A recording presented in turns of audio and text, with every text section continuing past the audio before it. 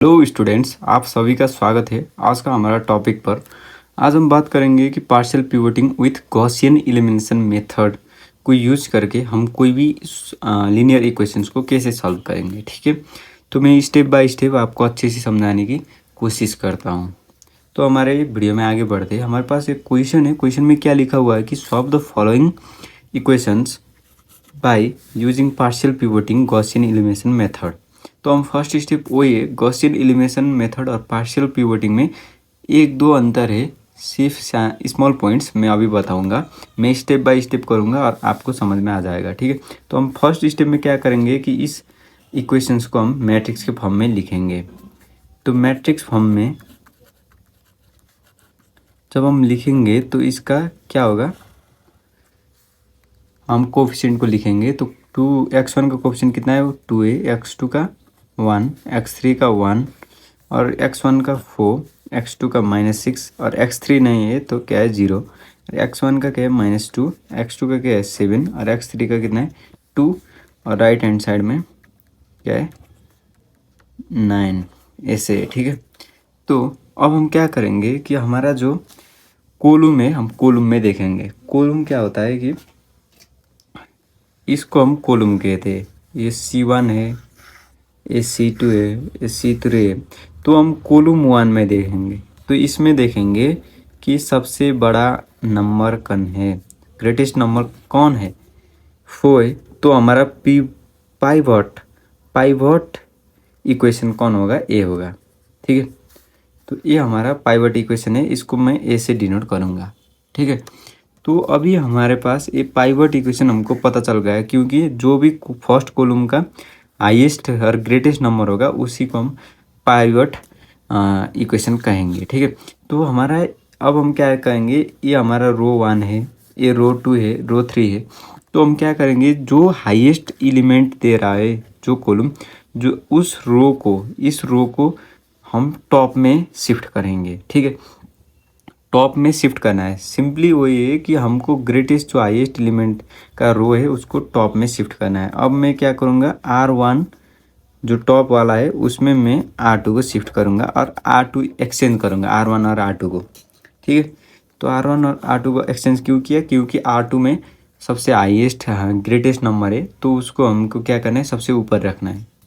तो ये क्या होगा, 4 -6 0 और -2, ये ऊपर गया और जो R1 है R2 की जगह पर आ गया, 2 1 1 और 5, और तो जो R3 है वो वैसे ही रहेगा।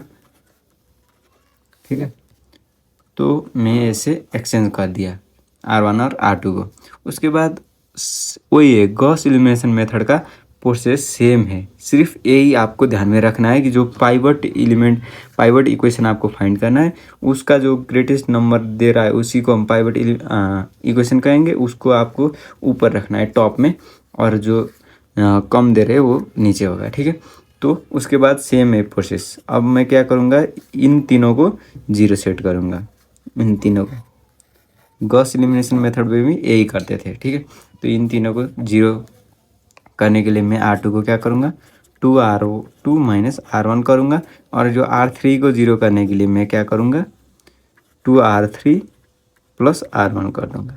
ठीक है, तो आप इधर आप करेंगे तो क्या आएगा, 4 ऊपर वाला सेम ही रहेगा, -6 0 और -2 होगा, और जो नीचे वाला है R2 की जगह पर हम क्या कर रहे हैं, 2 इंटू R2, 2 इंटू R2 का 2 इंटू 2 4 -4 क्या होगा, 0 होगा, और 2 इंटू 1 कितना होगा, 2 होगा, -6,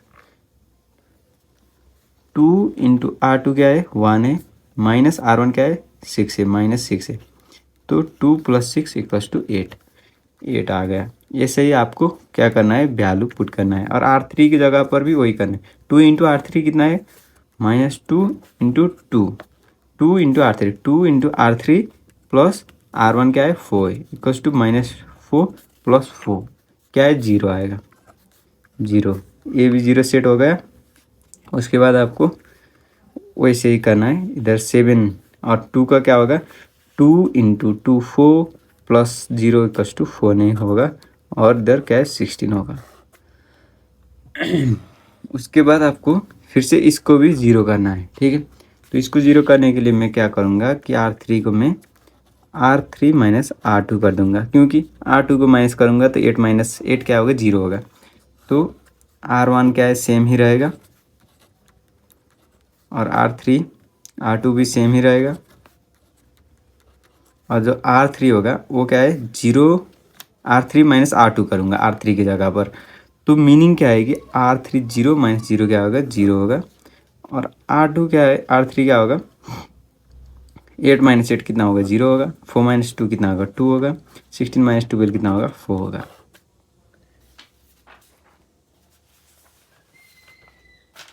उसके बाद आपको सिंपली क्या करना है, जो ऊपर वाला जो होगा वो क्या होगा, 4x1 minus 6x2 plus 0x3 equals to -2 होगा। ये एक इक्वेशन हो गया।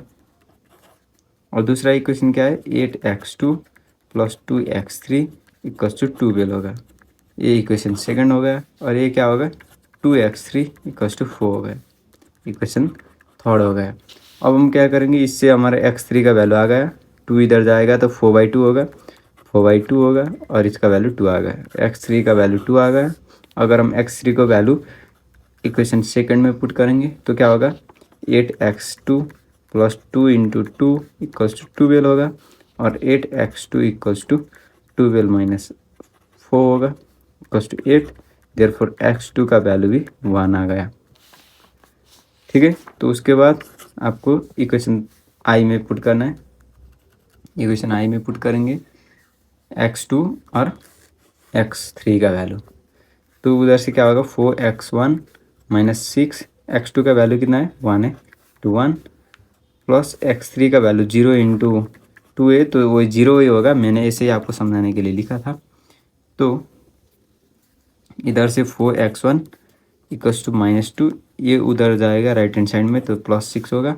x1 इक्वल्स टू 4/4 होगा इक्वल्स टू 1, तो x1 1 आ गया। x1 x2 और x3 का वैल्यू हमको पता चल गया। अब आप इसको, आपको ये वैल्यू ट्रू है, ये वैल्यू सही है, गलत नहीं है, उसको चेक करने के लिए आप इधर इक्वेशन में वैल्यू को पुट कर सकते हो। जैसे कि हमारे पास एक इक्वेशन है, इधर इस इक्वेशन में आप वैल्यू पुट करेंगे तो ये आपको समझ में आ जाएगा। जैसे कि 2x1 है, 2x1 2 इंटू x1 का वैल्यू क्या है, 1 है, 2 इंटू 1 प्लस x2 का वैल्यू कितना है, 1 ही है, और x3 का वैल्यू कितना है, 2 है। तो कितना आ गया, 2 + 1 + 2 इक्वल्स टू 5 आ गया, और इधर क्या है, 5 ही है। तो क्या है, हमारा आंसर सही है, ठीक है। तो इसे आप partial pivoting with Gaussian elimination method कर सकते हो। कोई भी डाउट है आप कमेंट सेक्शन में कमेंट करिए, और हमारे चैनल को सब्सक्राइब करिए। मिलते हैं अगले वीडियो में। Bye bye students.